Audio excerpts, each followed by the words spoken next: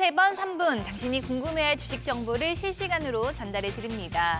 오늘은 정확한 맥점을 공략한다 남궁학 대표와 전화 연결되어 있는데요. 안녕하세요. 네, 안녕하세요.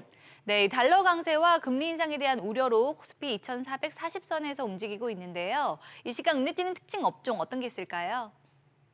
네, 전일 미증시는 연준의 공격적 긴축 우려가 지속되며 3대 지수 모두 큰 폭의 하락세를 기록하였고, 이에 따라 국내 증시도 양시장 하락 출발 이후 약세를 이어가고 있습니다.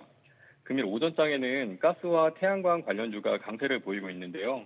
현지 시간 22일 네덜란드 에너지 선물 시장에서 9월 인도분 네덜란드 TTF 가스 선물 가격은 장중 1메가와트 시당 295유로까지 치솟았다는 소식이 전해졌는데, 이는 1년 전 26유로와 비교해 10배 이상 높은 수준으로 유럽에서 가스값이 1년 만에 1000% 넘게 급등했다는 소식에 GSE, 대성에너지, 한국가스공사 등 가스 관련주가 강세를 보이고 있으며, 앞서 전날 중국 경제매체 차이신 등에 따르면 스촨성 당국은 성내 일부 지역에서 실시하고 있는 산업용 전기의 제한 공급 종료일을 기존 20일에서 25일로 연장하면서 스촨성 전력난으로 인해 태양광 폴리실리콘 등 관련 부품 생산 공장이 가동 중단되면서 국내 태양광 산업이 반사이익을 볼 수 있다는 기대감에 OCI, S에너지, SDN 등 태양광 관련주가 강세를 보이고 있습니다. 네, 남궁학 대표와 특징 업종과 특징주 살펴봤습니다. 이번 주 잭슨홀 미팅과 금통위 등 빅 이벤트를 앞두고 시장 변동성이 커진 모습입니다. 오후장 투자 전략 어떻게 가져가면 좋을까요?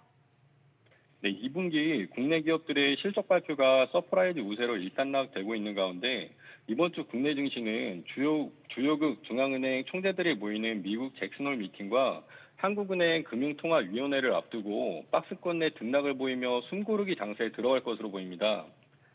최근 투자자들이 이제 가장 주목하고 있는 시장 변수는 연준의 통화 정책인 만큼 연준의 통화 정책 방향을 가늠할 수 있는 잭슨홀 미팅을 주시해 볼 필요가 있겠고, 오늘 26일에는 미국의 7월 근원 물가지표 발표가 예정되어 있는데 7월 근원 PCE 물가지수의 경우 에너지, 곡물 등 원자재 가격 하락을 통해 CPI처럼 증가율 둔화가 예상되고 있어서 만약 두 달 연속 물가 상승세가 둔화된다면 증시가 반등을 재개하는 동력이 되어줄 것으로 보입니다.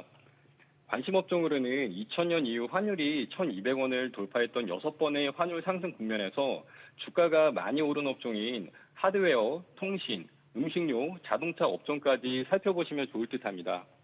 네, 이렇게 남궁학 대표와 오후장 투자 전략과 특징 업종 살펴봤습니다.